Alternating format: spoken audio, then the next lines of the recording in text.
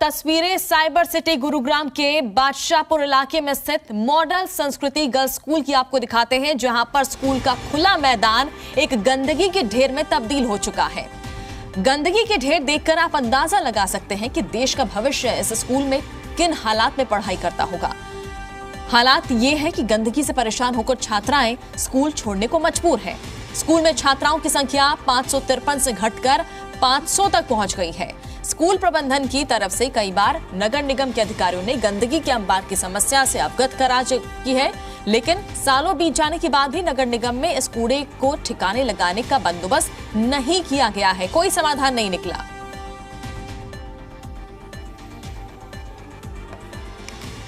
के हमारे primary school के जिसमें 500 के करीब छोटी बच्चियां पढ़ती है, उसके पीछे बहुत बड़ा एक पूरा कूड़ा घर बन गया है। काफी जगह का कूड़ा यहाँ ला के डाल दिया जाता है, लेकिन उसको उठाया ही नहीं जाता। और यहाँ शायद बावड़ी थी पहले, और उस बावड़ी को भरा जा रहा है कूड़े से, और उसमें इतनी बुरी स्मेल आती है कि हम खिड़कियां खोल ही नहीं पाते बच्चों के लिए।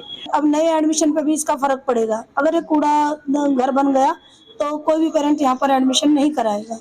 तो मेरी सबसे यही है गुजारिश, सबसे पहले तो इसको हटाया जाए। तो इस समस्या को तो हमने आगे भी रखा है, डिपार्टमेंट को भी हमने कई बार बोला है, इसके बारे में लिखित में भी दिया है, परंतु कई बार इस पर कार्रवाई भी हुई है। फिर दोबारा ये म्युनिसिपल कमेटी वाले बार बार यहाँ पर कूड़ा डाल देते हैं।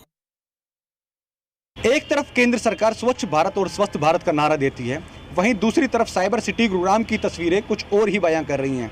इस वक्त मैं गुरुग्राम के बादशाहपुर इलाके स्थित गर्ल्स मॉडल संस्कृति स्कूल में हूं, और इस इलाके के पास में जो खुला मैदान था वो अब डंपिंग यार्ड में तब्दील हो चुका है। स्कूल प्रबंधन का ये कहना है कि इस कूड़े के ढेर के बारे में नगर निगम अधिकारियों को कई बार शिकायत दी, लिखित में भी शिकायत दी, लेकिन इस शिकायत पर नगर निगम अधिकारियों ने कोई कार्रवाई नहीं की। इसका परिणाम ये हुआ कि ये इलाका पूरा डंपिंग यार्ड में तब्दील हो गया। साथ ही साथ शिकायत ये भी है कि इस इलाके के पास में कुछ झुग्गी में लोग रहते हैं और इस मैदान को वो अब शौचालय के तौर पर यूज़ करते हैं। उसका परिणाम ये है कि यहाँ बदबू इस कदर हो जाती है कि जब स्कूल क्लासरूम की खिड़कियां खुलती हैं तो उस क्लासरूम में रुकना मुश्किल हो जाता है। साथ ही साथ स्कूल प्रबंधन का ये भी कहना है कि पिछले साल स्कूल की जो बच्चों की स्ट्रेंथ थी वो 553 थी, जो इस साल घटकर केवल 500 रह गई। साथ ही साथ स्कूल प्रबंधन को जो परिजन हैं वो ये शिकायत करते हैं कि अगर इस तरह से ये कूड़े का ढेर बढ़ता चला गया तो वो अब इस साल अपने बच्चे का एडमिशन स्कूल में नहीं कराएंगे और यहाँ से एडमिशन विड्रॉ कर लेंगे।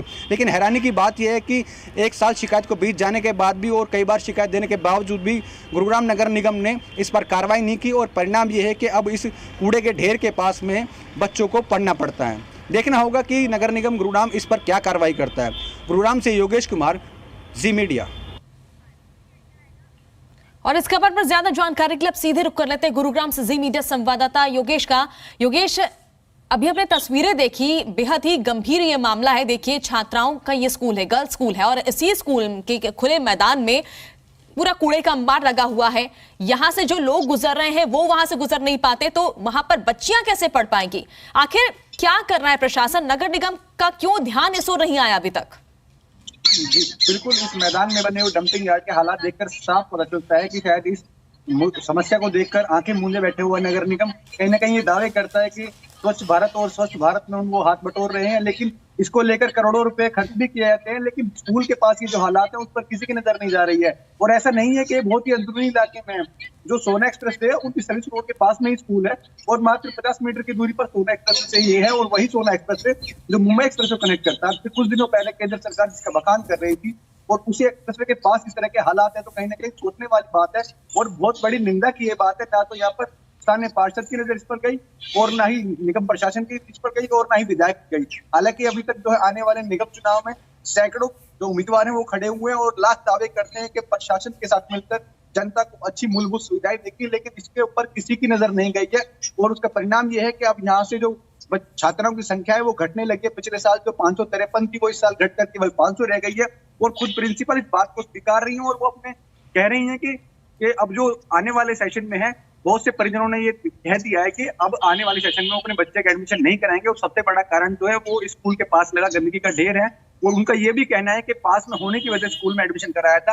अगर इसके अलावा किसी स्कूल में एडमिशन कराना पड़ा और उसकी दूरी ज्यादा हुई तो शायद वो बच्चों को घर बैठाना बेहतर समझेंगे। जी इतना कूड़े का यहाँ पर ढेर लगा हुआ है, नजर नहीं गई, ऐसे कैसे हो सकता है? ये तो साफ तौर पर ये माना जा सकता है कि इसे नजरअंदाज किया जा रहा है। बच्चों की शिक्षा से भी यहाँ पर किसी को सरोकार नहीं है, छात्राओं की शिक्षा जो है वो प्रभावित हो रही है। 553 बच्चियां यहाँ पर आके पढ़ती थी, वो संख्या भी घट गई है। क्या स्कूल बंद कराना चाहते हैं प्रशासन? जी बिल्कुल, देखकर ऐसा ही लगता है कि नजरअंदाज किया जा रहा है इन चीजों को। और साथ ही साथ आपको बता दें कि केवल ना तो पढ़ाई की बात है, साथ ही साथ अगर स्वास्थ्य की बात करूं तो अगर प्रिंसिपल का यही कहना था कि अगर यहाँ क्लासरूम में जब खिड़की खोलते थे थोड़ी रोशनी और हवा के लिए, तो गंदगी का जो बदबू थी गंदगी से आने वाली, वो इतनी जहरीली होती है कि बच्चों को उस वक्त क्लास में रुमाल बांधकर बैठना पड़ता है। और ज्यादातर ऐसा होता था कि क्लासरूम को चेंज करके दूसरे रूम में बैठाना होता था, दूसरे छोर पर है। हालांकि उसके बाद भी कई बार शिकायतें जो स्कूल प्रबंधन है उसके द्वारा दी गई थी, लेकिन निगम प्रशासन की ओर जो है इसका ध्यान नहीं है। और इस पर ध्यान देने वाली बात यह है कि खुद जो इस बात को स्वीकार रहे ये प्रिंसिपल, और उसके बाद भी अगर निगम प्रशासन इस पर ध्यान नहीं दे रहा, बहुत निंदनीय है। खुद अगर विधायक इस बात पर ध्यान दे तो शायद ये बहुत जल्द हो सकता है। और केवल ये एक दिन की बात नहीं है, रोजाना यहाँ पर जो इसके आसपास झुग्गियां बसी हुई हैं, उस झुग्गी में रहने वाले लोग इसको शौचालय के रूप में जो है यूज करते हैं। और उनका कहना जो है स्कूल प्रबंधन से कि हमें यहाँ से टॉयलेट उपलब्ध करा दीजिए, हम यहाँ पर इसको शौच के तौर पर यूज नहीं करेंगे। तो कहीं ना कहीं वो भी इनसे डिमांड करते हैं स्कूल प्रबंधन से। और स्कूल प्रबंधन ने इससे पहले जो लिखित में 1 साल पहले भी शिकायत दी थी। इसके पास में एक जो ऐतिहासिक बावड़ी थी, उस बावड़ी को हटाकर एक रोड निकाली गई थी। लेकिन अब इस रोड के बाद जो खुला मैदान था बावड़ी के साथ में, और खुद बावड़ी एक इतिहास की पहचान है, गुरुग्राम की पहचान है, बादशाहपुर गांव की पहचान है, उसको भी कूड़े के ढेर में तब्दील कर दिया है। न केवल स्कूल और पढ़ाई और स्वास्थ्य पर नुकसान हो रहा है, हमारी ऐतिहासिक चीजें हैं उनको भी कूड़े के ढेर में तब्दील तो साफ तौर पर योगेश ये कहा जा सकता है कि लापरवाही हो रही है, प्रशासन आंखें मूंदे बैठा है, कोई भी काम नहीं करना चाहता है। बहुत बहुत शुक्रिया तमाम जानकारी के लिए। तो देखना यह है कि कब प्रशासन की नजर इस गंभीर मसले पर जाती है और जो बच्चियां स्कूल में पढ़ती हैं वो आसानी से आ सके और पढ़ाई वहां पर कर सके। बढ़ते आगे।